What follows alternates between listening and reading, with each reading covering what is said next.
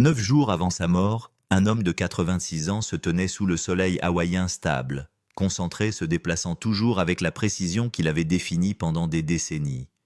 Il s'est filmé en train de donner des coups de poing, tranchant contrôler indéniablement les siens, et a posté la vidéo avec une légende qui ressemblait moins à une vantardise qu'à une philosophie « je ne vieillis pas, je me mets à niveau ». C'était le genre de déclaration que seul quelqu'un comme Chuck Norris pouvait faire et faire croire aux gens. Il y avait quelque chose d'intemporel en lui, quelque chose qui rendait l'idée de déclin presque insignifiante. Et puis seulement 9 jours plus tard, il n'était plus là. Pendant des années, Internet l'a déclaré mort encore et encore. Des canulars se sont répandus sur les médias sociaux, des vidéos virales ont revendiqué des accidents qui n'ont jamais eu lieu, et des rumeurs ont refait surface avec une étrange régularité.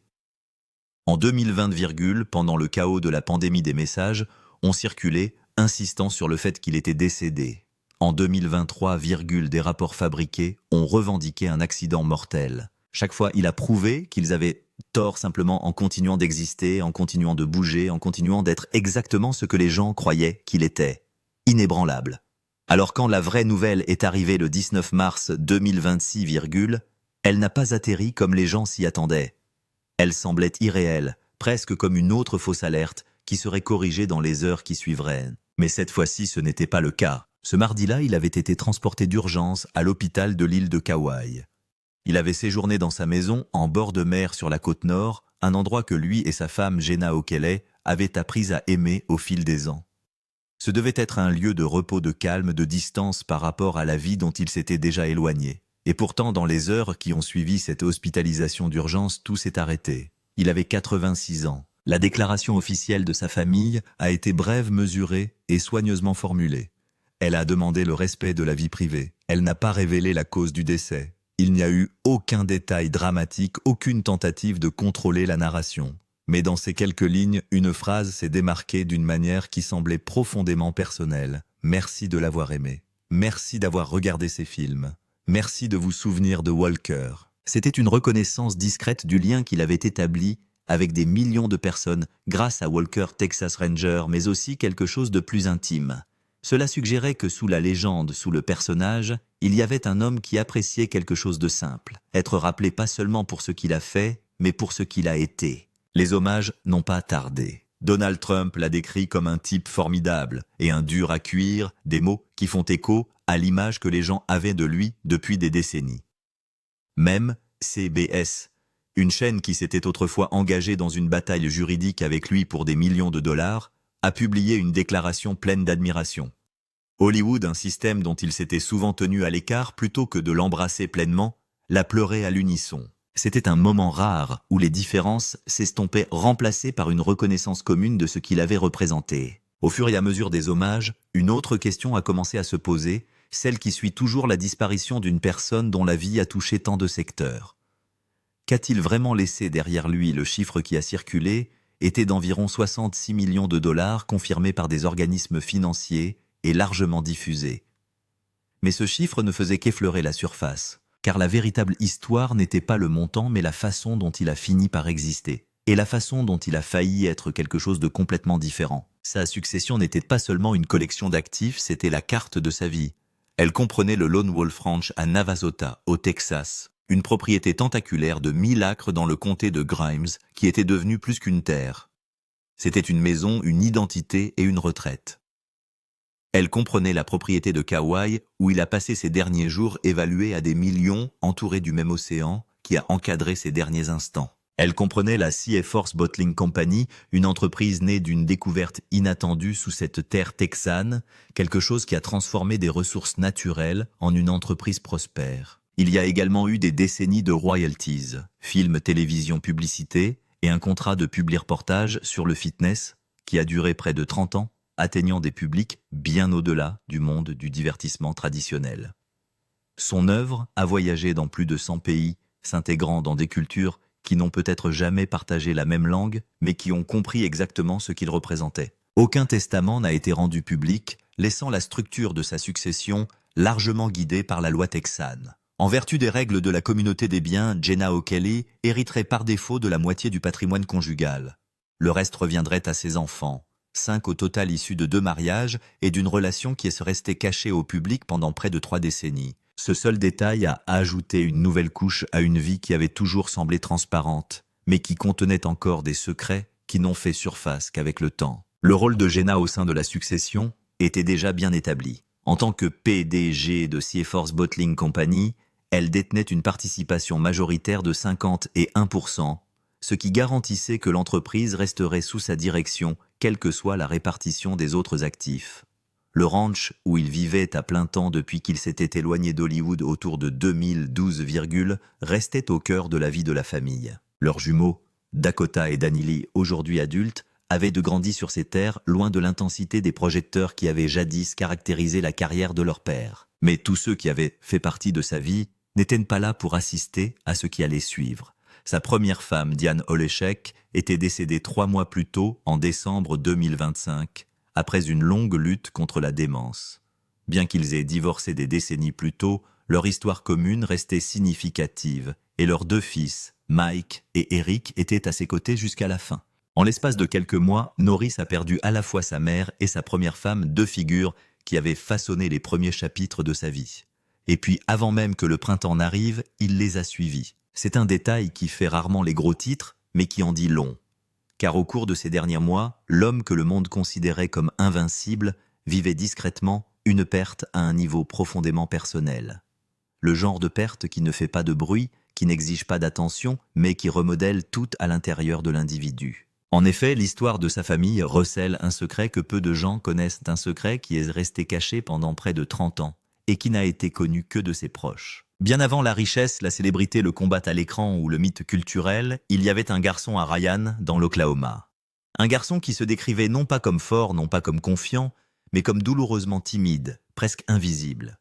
Chuck Norris est né Carlos Ray Norris le 10 mars 1940, et dès le début, sa survie n'était pas garantie. Il est entré dans le monde comme ce que les médecins appelaient un bébé bleu, luttant contre des niveaux d'oxygène dangereusement bas. Sa mère Wilma a élevé 3 fils avec détermination et fois souvent seule en travaillant dans tous les emplois qu'elle pouvait trouver pour maintenir la famille à flot.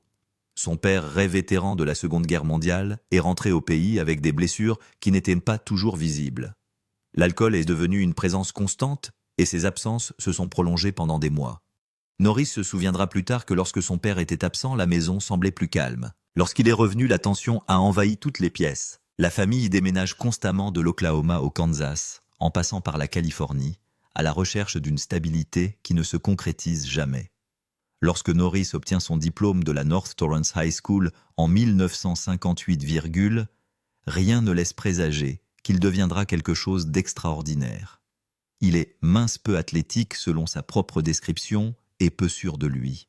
Personne qui l'ait connu à l'époque n'aurait pu prédire ce qui allait se passer. La même année, il s'est engagé dans l'armée de l'air américaine et a épousé son amour de lycée. Peu après, il a été stationné en Corée du Sud. Et c'est là, dans un endroit très éloigné de tout ce qui lui était familier, que quelque chose a changé. Il a découvert les arts martiaux non pas comme une carrière, ni même comme un objectif, mais presque par accident.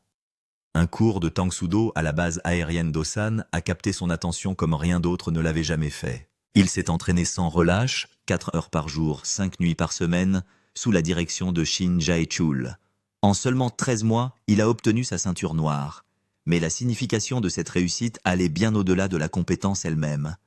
Pour la première fois de sa vie, il avait accompli quelque chose de difficile entièrement par lui-même. Cette prise de conscience a tout changé. Parce que lorsque quelqu'un comprend qu'il est capable de surmonter quelque chose de difficile, il commence à rechercher les défis au lieu de les éviter. Lorsqu'il est rentré chez lui en 1962, il a emporté cette conviction avec lui. Il a commencé à enseigner le karaté dans le jardin de ses parents, en attendant une éventuelle carrière dans les forces de l'ordre qui ne s'est jamais concrétisée. Lentement, ce petit début s'est transformé en quelque chose de beaucoup plus grand. Il a construit une chaîne de plus de 30 studios de karaté dans le sud de la Californie, attirant des élèves qui deviendraient plus tard célèbres eux-mêmes. Steve McQueen, Priscilla Presley, Bob Barker. Il devient 6 fois champion professionnel de karaté, avec en point d'orgue la triple couronne en 1969, Et puis un soir au Madison Square Garden, tout bascule à nouveau, il rencontre Bruce Lee. Cette rencontre n'était pas qu'une simple présentation, c'était le début de quelque chose qui allait redéfinir sa vie une fois de plus. Une amitié, un tournant, et l'étincelle qui le ferait passer du monde de la compétition à quelque chose de bien plus grand que quiconque, en particulier ce garçon tranquille de l'Oklahoma, n'aurait jamais pu l'imaginer. Bruce Lee a repéré Chuck Norris lors d'un tournoi de karaté de 1967 à New York et l'a retrouvé par la suite. Ils se sont entraînés ensemble dans l'arrière-cour de Lee à Los Angeles pendant 2 ans, débattant constamment des philosophies de combat. Et tous deux se sont améliorés grâce à cela. C'est alors que Lee a demandé une faveur. Il réalisait un film à Rome intitulé La Voix du Dragon et avait besoin de quelqu'un pour jouer le méchant dans la séquence de combat culminante au Colisée romain. Le gouvernement italien avait refusé l'autorisation de tourner dans ce lieu. Lorsque Chuck lui a demandé qui gagnerait le combat, Lee a répondu « Je ne veux pas battre le champion du monde, je veux le tuer ». Le film a été réalisé pour 130 000 $ et a rapporté environ 130 millions de dollars dans le monde entier. Chuck Norris est devenu mondialement célèbre pour avoir été vaincu à l'écran par un homme qu'il appelait le plus grand artiste d'arts martiaux qui ait jamais vécu. Après la mort de Lee en 1973, sa veuve s'est installée dans une maison, située à un demi-pâté de la maison de Norris. Chuck passe des soirées en famille à raconter au jeune Brandon Lee des histoires sur son père. C'est l'étudiant et ami Steve McQueen qui pousse finalement Chuck vers le métier d'acteur. McQueen lui dit directement « Tu as la présence. Maintenant, apprenez le métier ». Chuck s'inscrit à des cours d'art dramatique à la MGM. Son premier film lui rapporte 6 000 $. Lorsqu'aucun studio ne veut distribuer son deuxième film Good Guys Wear Black, il loue lui-même les salles avec ses producteurs. Tourné pour $1 million, il en rapporte 6,8. Hollywood ne peut plus l'ignorer par la suite. En 1993, il avait réalisé plus de 20 films. Il avait un public fidèle et de l'argent, mais il n'avait pas encore ce qui ferait de lui une star de cinéma et un élément permanent de la culture américaine. La série CBS a essayé de l'effacer. Walker Texas Ranger a été diffusé pour la première fois sur CBS le 21 1993 avril et a failli mourir immédiatement. La société de production originale Canon Television a fait faillite au cours de la première saison. Seul le pilote et 2 épisodes supplémentaires avaient été achevés avant que le financement ne s'effondre. Il s'en est fallu de peu que la chaîne ne soit débranchée lorsque CBS a vu les chiffres de la première. Un taux d'audience de 16,5, une part de 27, ce qui signifie que plus d'un quart de toutes les télévisions en service, ce samedi soir, étaient branchées sur une émission consacrée à un Texas Ranger pratiquant le karaté. CBS a trouvé de nouveaux partenaires et a sauvé l'émission. Il s'ensuivit 9 saisons, 203 épisodes, et la première série télévisée en prime time de l'histoire de la télévision américaine entièrement filmée au Texas. Chuck contrôlait la direction créative par le biais de sa société. Top Kick Productions insistait sur des intrigues morales conformes à sa foi chrétienne. Employait son frère Aaron comme coproducteur et chantait lui-même la chanson du générique. CBS a crédité les frères Norris de 9 années de production dans le respect du budget et des délais impartis. Son contrat prévoyait 375 000 $ par épisode et 23% de tous les bénéfices. En 203 épisodes, ses cachets d'acteurs approchaient à eux seuls les 600 millions de $. La syndication a tout multiplié. USA Network a payé 750 000 $ par épisode en 1997, La série a été diffusée dans plus de 100 pays. Des documents judiciaires déposés des années plus tard ont révélé que les recettes totales de la franchise dépassaient les 692 millions de $. C'est sur ce dernier chiffre que les choses se gâtent. En 2018, Norris a poursuivi CBS et Sony, alléguant qu'il lui devait plus de 30 millions de $ de bénéfices impayés. Son équipe juridique a documenté le fait que CBS avait structuré ses accords de streaming et de distribution pour éviter de déclencher sa clause de participation et ne lui avait pas déclaré de revenus de streaming depuis 2004. L'affaire a traîné devant les tribunaux pendant 5 ans avant d'être réglée en juillet 2023 pour un montant non divulgué. Ce que CBS a payé pour cette affaire fait maintenant partie de l'héritage de sa famille.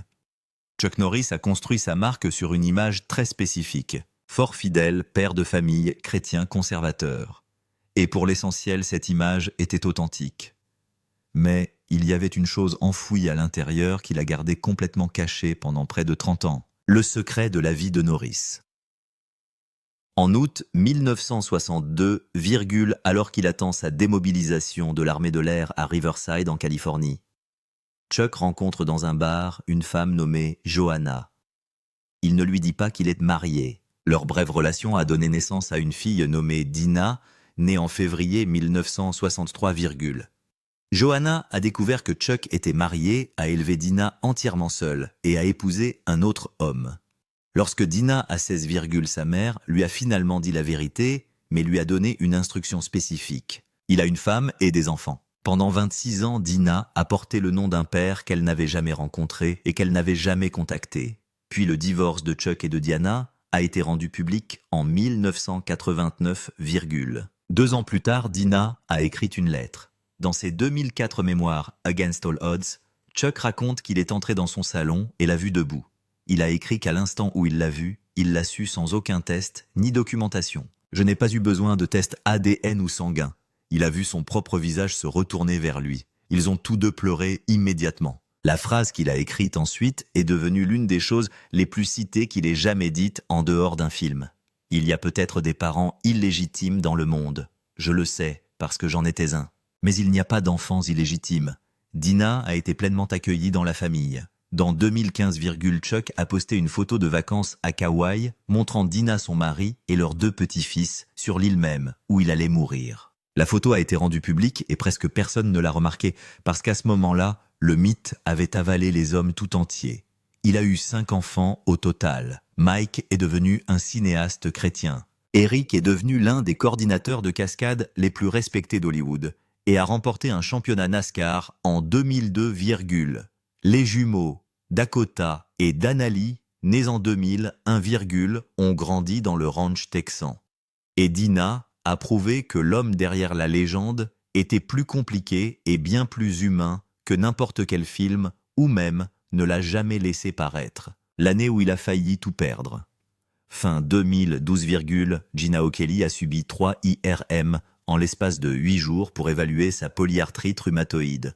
Chaque scanner nécessitait l'injection d'un agent de contraste à base de gadolinium, une substance conçue pour passer inoffensivement dans l'organisme en l'espace de quelques heures. Dans le cas de Gina, il n'est jamais parti. Quelques heures après la première injection, elle a décrit son corps entier comme étant en feu, comme si de l'acide avait traversé ses veines. Elle a été transportée aux urgences plusieurs nuits d'affilée. Les symptômes se sont aggravés. Sensation de brûlure dans tout le corps. Tremblements violents, lésions rénales, perte de fonction du bras gauche, problèmes cognitifs et détérioration musculaire si grave qu'elle a fini par se nourrir d'aliments pour bébé.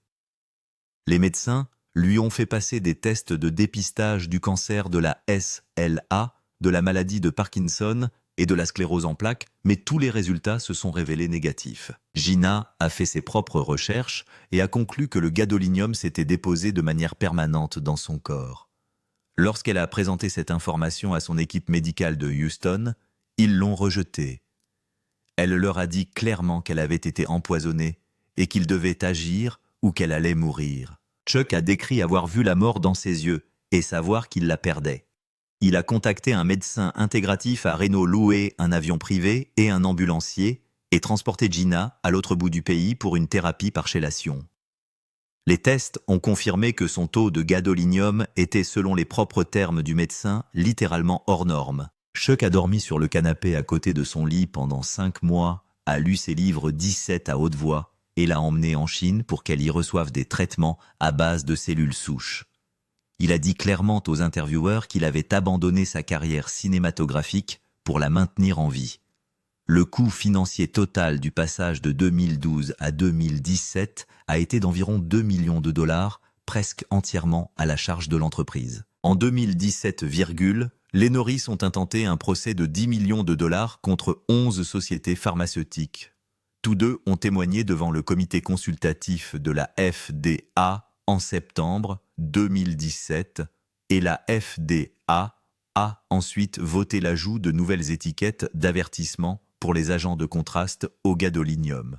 L'Agence européenne des médicaments a suspendu purement et simplement 3 produits. Le procès a été volontairement rejeté en janvier 2020 sans règlement. Chaque partie a payé ses propres frais de justice. Aujourd'hui, alors que Norris lui-même a disparu, nous allons vous raconter ce qu'il a laissé derrière lui. La fortune et la lutte pour son héritage. Le patrimoine de 66 millions de dollars n'a pas été bâti uniquement sur des films. Le publi-reportage Total Gym, réalisé en partenariat avec Christie Brinkley, a été diffusé pendant près de 30 ans dans 85 pays et s'est vendu à plus de 4 millions d'exemplaires. Après sa mort, Brinkley a écrit que c'était Chuck qui avait eu l'idée de la faire monter à bord et qu'elle lui en était éternellement reconnaissante. Cela reste l'un des partenariats de fitness entre célébrités les plus longs de l'histoire de la télévision. Le Lone Wolf Ranch est devenu son propre moteur. En 2011, des ouvriers qui foraient pour trouver de l'eau ont accidentellement découvert un aquifère artésien vieux de 23 000 ans sous la roche volcanique de la propriété. Cette découverte a conduit Chuck et Gina à fonder la Seaforth Bottling Company en 2015, en construisant une installation de production capable de remplir 400 bouteilles par minute. Seaforth Water est aujourd'hui vendu dans tous les 48 États contigus. Gina contrôle 51% en tant que PDG, ce qui signifie que l'entreprise reste entièrement entre ses mains alors que la succession se règle autour d'elle. Sa fondation Kickstart Kids, lancée en 1990 avec le soutien du président George H.W. Bush, s'est développée pour servir 58 écoles texanes et plus de 120 000 jeunes au cours de son existence.